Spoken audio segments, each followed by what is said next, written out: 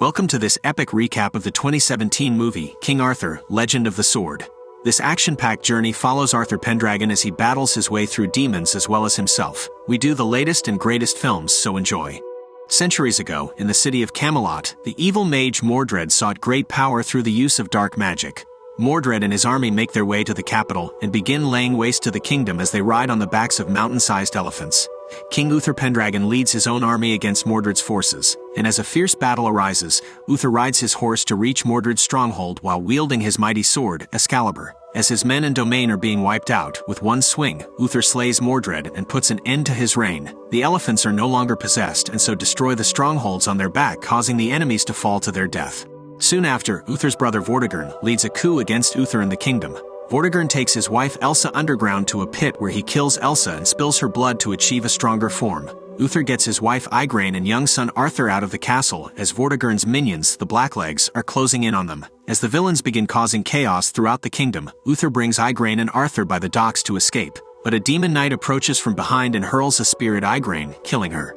Young Arthur is then found on a boat by a few women in the town of Londinium. He is taken in to be raised by these women, and as he grows older, Arthur spends his time on the streets, getting into trouble with other children and picking fights with those that harass him. He learns to fight from a kung fu master known as George. As an adult, Arthur grows stronger and more cocky and has made friends. He then outed a man trying to hide in his house named Goosefat.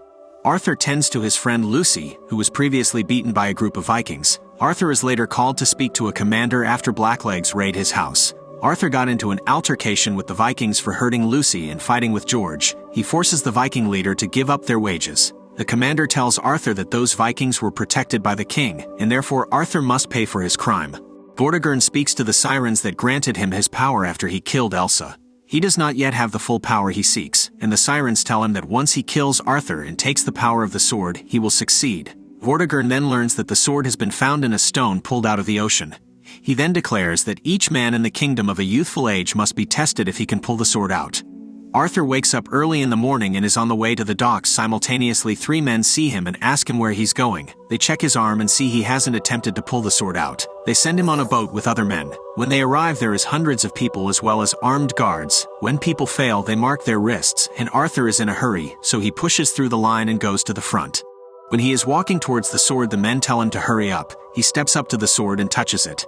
He feels and senses a powerful and overwhelming energy, and as dogs begin barking and the guards look, he begins pulling the sword out of the stone. He sees the sword light up and the island begin to shake. Even the king knew that the sword is being pulled out, and eventually it does. The armed guards then run to fight him, but he passes out. Arthur wakes up in Vortigern's dungeon. The king enters and explains to Arthur just what he had felt. He tells Arthur who his father was and how he is able to wield the sword. However, Vortigern intends to hold the power for himself, so Arthur must be dealt with. Uther's former general, Sir Bedivere, is met by a woman known as the Mage. She was sent by Merlin to help Arthur. Back at the castle, hundreds of thousands of people have gathered to see the man that pulled the sword out of the stone. But there is no sentencing, and as Vortigern makes his kingdom kneel for him, he kills Lucy and threatens to kill the other women who raised Arthur, unless he tells the crowd of thousands that he is no king, and when he is presented with the sword of Excalibur, he must not touch it. As his head is put on the chopping board, the mage hides and uses her powers to summon a hawk to attack. All animals around become violent and attack Vortigern's men, while Vortigern cannot move as he senses a magical presence. Two men then rush and cut Arthur loose and grab the Excalibur as well. They run to the edge of a cliff, and they all jump off. They take him through mountains and terrain, and after traveling quite some time, they bring him to their hideout. This is where Arthur awkwardly faces Goosefat after their previous encounter. Bedivere tells Arthur they need his help in defeating Vortigern, but Arthur refuses to help them. He wants to go back to his old life, but they tell him there's nothing back to go to. The others then doubt that he really can wield the sword as it was believed. Arthur knows they want him to fight them to prove it, and he initially chooses not to, until he sucker punches Bill and tries to wield the Excalibur by himself. After toying with the men, he passes out once again. The mage suggests to Bedivere to take Arthur to the Black Lands, where Merlin had destroyed Mordred's tower, so that he may train to learn how to control the sword. Arthur faces a number of creatures as he attempts to use the sword to his full potential. As Arthur tries to grasp the power of the sword, he sees a vision of the night his parents were murdered. He sees Vortigern's demonic knight form as he threw the spear at Igraine before dueling with Uther as he sent his son away. Vortigern overpowered him and nearly struck a fatal blow until Uther threw his sword into the air and let it impale him, thus turning him into the stone that held Excalibur and making him sink to the depths of the ocean below. Bedivere and the mage take Arthur back to the boat. They explain to Arthur how Vortigern had worked with Mordred the whole time to ensure that Vortigern would ultimately emerge victorious. His ultimate goal is to construct the Mage Tower, which had once been the source of Mordred's power, but if Vortigern completes it, he would be unstoppable. After Mordred rose to power, Uther came into possession of Excalibur from the Lady of the Lake, bounding him and his heirs to the sword, leading him to kill Mordred. Arthur and the rebels plan to meet with barons from other kingdoms to have them on their side to confront Vortigern. Arthur helps orchestrate meetings with the barons in the woods, which involves elaborate confrontations among his own men to show the barons that Arthur is someone they can follow. They want to set a trap in Londinium for Vortigern, but to lure him there is an issue. They decide to be annoyances, and so they destroy Vortigern's boats, free his slaves, and set fire to his most loved castle. Vortigern's maid Maggie is secretly a spy for Bedivere. She informs the rebels that Vortigern has also met with a Viking baron to form an alliance. The rebels plan to attack Vortigern when he arrives in Londinium. Once Vortigern and his men arrive, the rebels hide in a tower as Goosefat keeps an eye out. He readies his bow and arrow, only for Arthur to tell him that Vortigern has sent a decoy in his place. Goosefat still fires his arrow, leading to an attack. The rebels make a run for it. They are found out by Blacklegs and the fight begins. The rebels kill all Blacklegs there, but Backlack gets hurt and left behind as smoke arrows blow over their heads, alerting to their location. They begin running from street to street, killing all Blacklegs in sight. Rubio gets injured and sacrifices himself, but eventually they get cornered and are forced to seek refuge in a kung fu school run by George. George and his men offer their help and begin killing the Blacklegs, and the mage helps as well, sending birds to distract them on the rooftops. The rebels have a secret underground passage that will lead to the river. Arthur instructs his men to go, but they tell him to go first. The men start saying that they're tired and afraid of the dark, so they all decide to stay and fight. The Blacklegs begin ramming the door. All the men inside, as well as the mage, are awaiting their arrival. When they breach, George's men are killing the Blacklegs left and right. George takes out a few, but then the casualties start. Arthur sees the mage being held at knife point by a Blackleg. With rage he holds his sword, and the rubble underneath blows up into a dust cloud, allowing him to start killing any Blackleg in sight. With some extraordinary scenes, we see Arthur attack as if he's the Flash. He breaks through their swords and with one swing takes out multiple enemies. When the dust settles, everyone looks at Arthur without saying a word. He tells them it's time to go as people stare from their buildings at the number of dead Blacklegs. Chaos breaks out across Londinium that night. Hundreds start rioting through the streets against the king and his Blacklegs. As the rebels stay in a safe house, Blue and his father arrive and join their friends. As everyone jumps on the boat to escape, a general has followed Backlack home, leading Vortigern and his minions to find and interrogate him.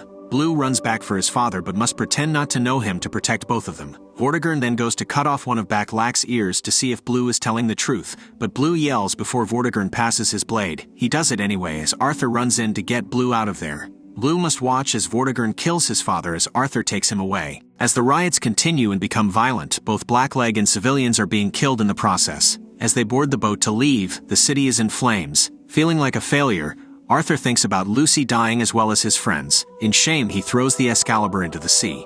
He goes sprinting and screaming through the woods as the sword goes deeper in the sea. He then gets down covered in mud and has his arms in a small pool. He is then pulled in by the Lady of the Lake. She is carrying the sword and shows Arthur a vision of what will happen if he does not stop Vortigern. People will die and the kingdom will perish. She tells him to trust the mage. As he moves his hand out of the pond, he has the sword in his grasps and screams with pure rage. Arthur returns to meet with Bedivere, George, and Goosefat. When they get back to their hideout, they find all their friends and allies dead. Greybeard is there to deliver a warning to Arthur that if he doesn't surrender by the end of the day, Vortigern will kill both Blue and the mage. Bedivere immediately rides to the castle and trades the sword for the mage. He tells Vortigern that Arthur is a day's travel and that he's no threat without the sword. The mage immediately starts mixing and making and tells Arthur to trust her. A snake then comes out of her arms and bites Arthur in the neck. She tells him he will be able to see and be able to do much more than before. Arthur then casually strolls into the palace. He is met by hundreds of guards and sees them all as demons. Simultaneously, the eagle is carrying a snake towards the castle as well. Arthur is brought into the main hall and the snake manages to creep its way in. Vortigern commands Arthur to get to his knees. He then notices a snake and kills it. The sword gets stuck in the wall, and immediately the mother snake the size of the castle comes in and kills the Blacklegs and Greybeard. It tears down the pillars and has a feast as Arthur unties himself with his sword. The snake then looks at him and leaves him be from the bite on his neck. He pulls the sword out as the snake leaves. Meanwhile, Vortigern has asked the sirens for strength and he must kill his most beloved. He goes to his daughter's room and kills her while screaming. Arthur walks outside and takes it upon himself to go up against an army of Blacklegs. He kills the first few until the rest notice, and there is a battalion staring at him. He puts his second hand on the sword and time goes slow. He starts butchering each and every man in his sights. With extraordinary scenes we see the power of the sword as Arthur shows no mercy to those who oppose him. After killing off so many men, the remainder drop their swords, knowing it's a death sentence if they attack him. Outside the castle, the rebels launch a full-scale attack. They outnumber the Blacklegs and beginning inching closer to victory. Knowing what's about to happen, Vortigern takes his dead daughter down to the pit to sacrifice her and regain his demonic form. He brings Arthur to a completely different realm to fight him. The demon looks at Arthur and says, "Come play with me," launching a fireball at him.